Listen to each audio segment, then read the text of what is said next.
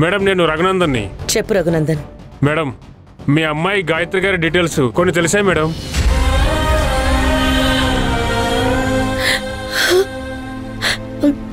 చిన్నప్పుడు గాయత్రి గారు ఎవరికో దొరికితే వాళ్ళు కొన్నాళ్ళు పెంచుకున్నారంట మేడం. తర్వాత వాళ్ళు ఒక అనాథాశ్రమంలో వదిలేశారు.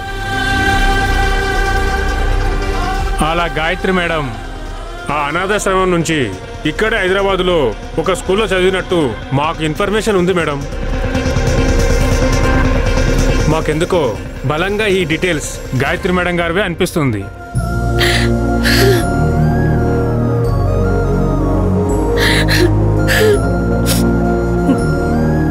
అవునా? చాలా థ్యాంక్స్ రఘునందన్ ఈ ఇన్ఫర్మేషన్ ఇచ్చినందుకు. మేము ఇప్పుడే హైదరాబాద్కి బయలుదేరుస్తున్నాం. రండి మేడం, మీకు నేను డీటెయిల్స్ పంపిస్తాను. Thank you Raghunandan. Thanks a lot.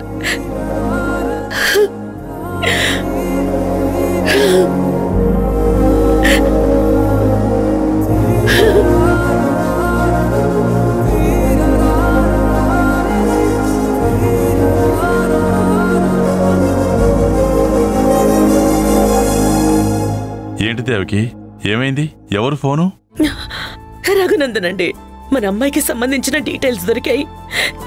ఖచ్చితంగా మన అమ్మాయి అనిపిస్తోంది. హైదరాబాద్కి రమ్మని కాల్ చేశాడు. అవునా? నిజమా? అవునండి, ఇప్పుడే కాల్ చేసి చెప్పాడు. చిన్నప్పుడు మన దగ్గర నుండి మిస్ అయిపోయాక గాయత్రి వేరే వాళ్ళకి దొరికిందంట.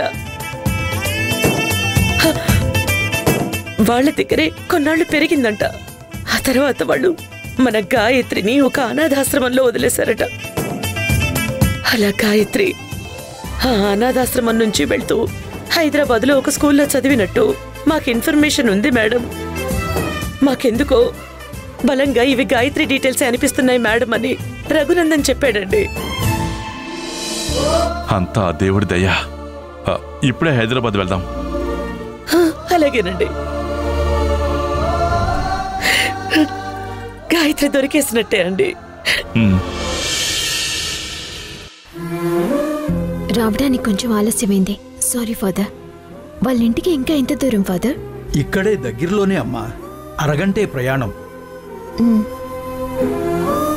అన్నా కొంచెం ఫాస్ట్గా వెళ్ళన్నా, కొంచెం ఫాస్ట్గా వెళ్ళన్నా. సరే సరే వెళ్తున్నానమ్మా.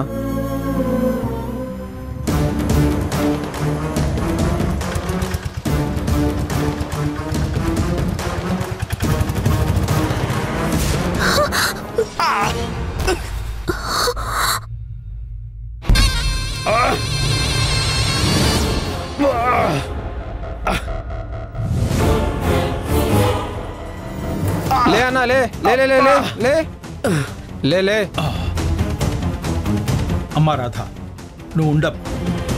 దెబ్బలేం తగలేదు కదా, అయినా చూసుకోవాలి కదా. అయినా ఇంత స్పీడ్ అవసరమా?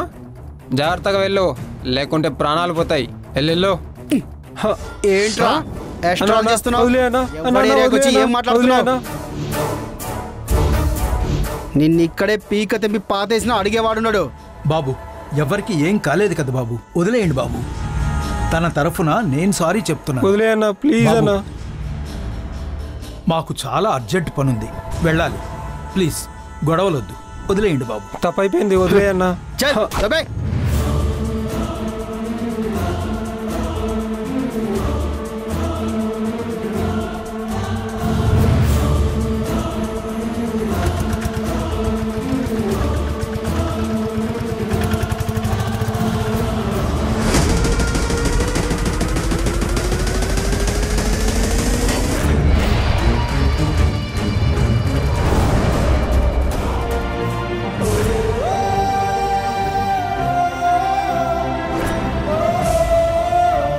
రాయ్, ఆటో ఆగిపోయింది, వెళ్ళి దాన్ని ఎత్తుకురండి రా.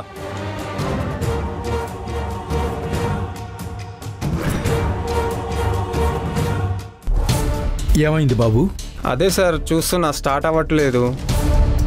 అయ్యో టైం లేదు, తొందరగా చూడు బాబు. వెళ్ళండి రా.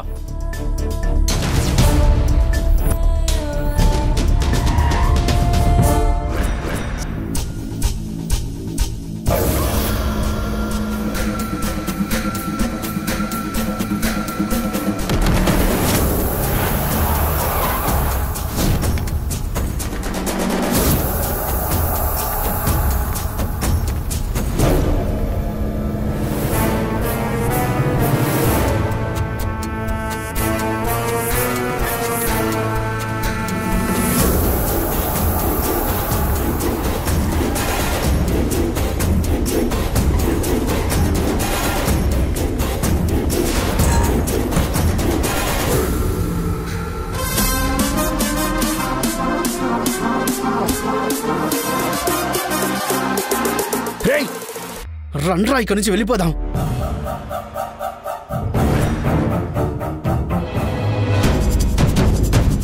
మన ఇద్దరం ఇన్ని రోజులు హాస్పిటల్లో ఉండడానికి కారణం ఈయనేరా. రేయ్ మనం 5 మంది ఉన్నాం రా. రేయ్ మనం 5 మందిని ఒకేసారి వెళ్ళినా వాడు ఒకటే చేత్తో మనల్ని మడతెట్టేస్తారా. రేయ్ వద్దురా, నా మాట వినండిరా. రండ్రా, పదండ్రా, వెళ్దాం పదండి.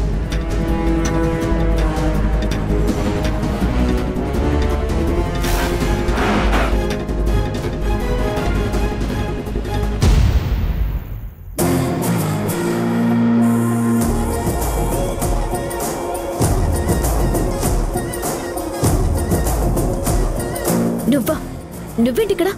పిచ్చా నీకు? ఇప్పుడు నన్ను ఫాలో అవుతూనే ఉంటావా? అది కాదు.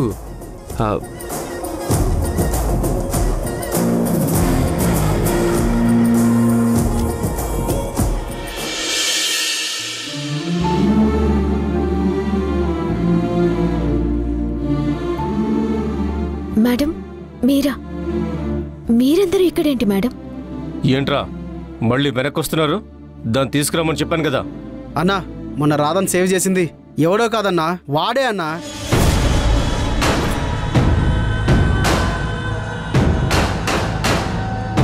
వీడా?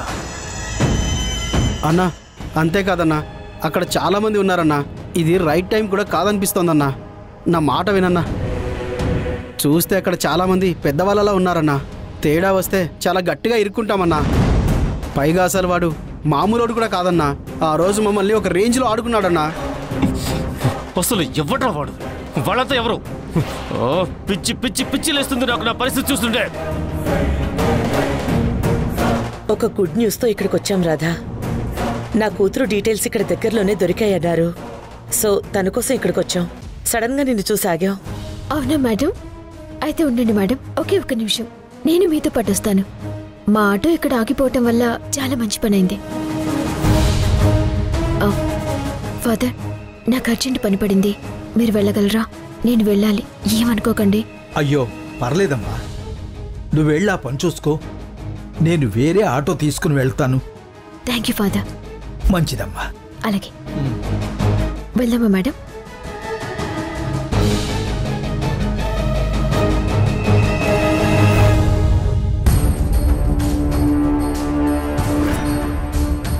అన్నా వాడు మనల్ని చూస్తున్నాడన్నా.